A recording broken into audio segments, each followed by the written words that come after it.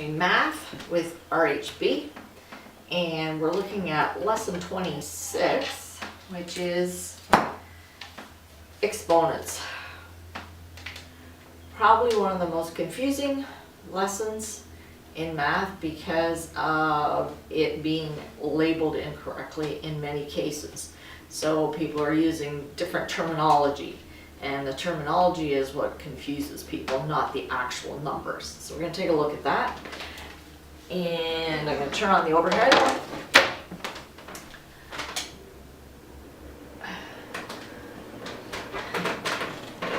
Why do we even have exponents? When a factor is repeated several times in an equation, exponents are used to shorten the amount of writing. So instead of writing 6 times 6 times 6, etc., you end up with 6 to the exponent 5. And this is where the confusion comes in. People call these things all kinds of different language. The big number, your whole number, is your base. The small little number is your exponent. The whole thing is called a power. So it is 6 to the exponent 5. It is not 6 to the power 5 because the whole thing is a power. And that has often confused a lot of people. Doesn't seem to make a lot of difference, but when you're getting instructions, using the wrong terminology may be confusing. So you solve exponents, basically part of BEDMAS. So we're going to take a look at how that works, and I've used some easy question and a more complex question. So I'm going to slide this up. See this more. Alright, how do you solve exponents when you're using BEDMAS?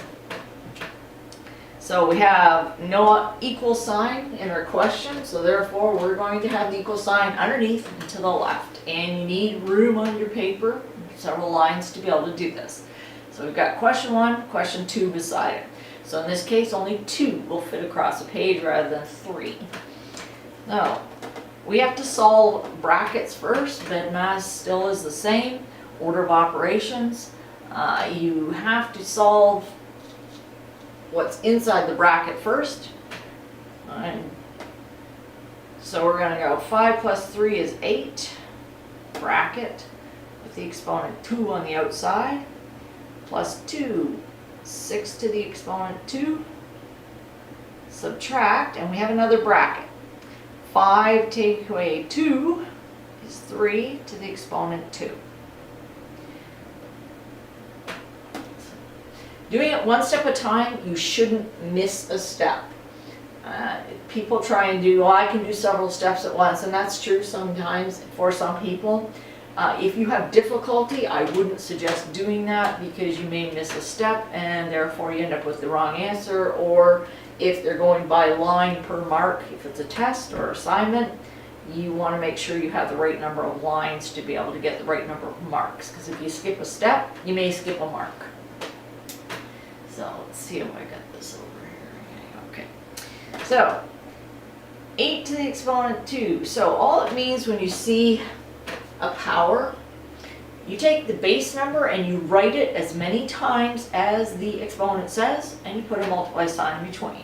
So in this case, it'll be 8 times 8 plus 6 times 6, because my exponent's 2, my exponent's 2, then my exponent 2 again. Subtract 3 times 3. Why did I keep it in a bracket? So I bracketed it to make sure those get solved before we do add and subtract. Because in BEDMAS, you have to do all the operations before add and subtract. They're last. So I have 64 plus 36, subtract 9. Again, look at your assignment if it's worth so many marks. You know, if it's a mark a line, if you do all of that in one go, it'd be worth 1 mark. If you need more marks, then you need to split it. So 64 plus 36, 4 and 6 is 0, carry the 1. 6 and 1 is 7, and 3 is 10. Subtract 9 equals, so my last number is 91. 100 take away 9. So $100, spend $9, you have $91. Okay, this doesn't have any number value as far as money, but it could be anything. All right, we're going to take a look at number 2. Again, so we have 4 in a bracket by itself, and the exponent's 2. So that's telling you need 4 times 4.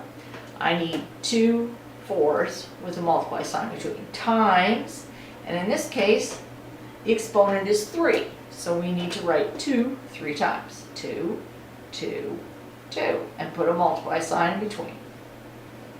And finish the bracket. So you have 4 times 4. 4 times 4 is 16, times 2 times 2 is 4 times 2 is 8. Now, I have 8 times 6 is 48. 8 times 1 is 8, plus 4 is 12. And that's what we were talking about, having your instant recall of facts. I don't have to sit there and get out a calculator. I don't have to get out a little piece of paper. I can do some of this side by side because I have that recall of facts. Exponents are not particularly tough if you follow the examples. Go step by step. If you're having trouble, do not skip a step.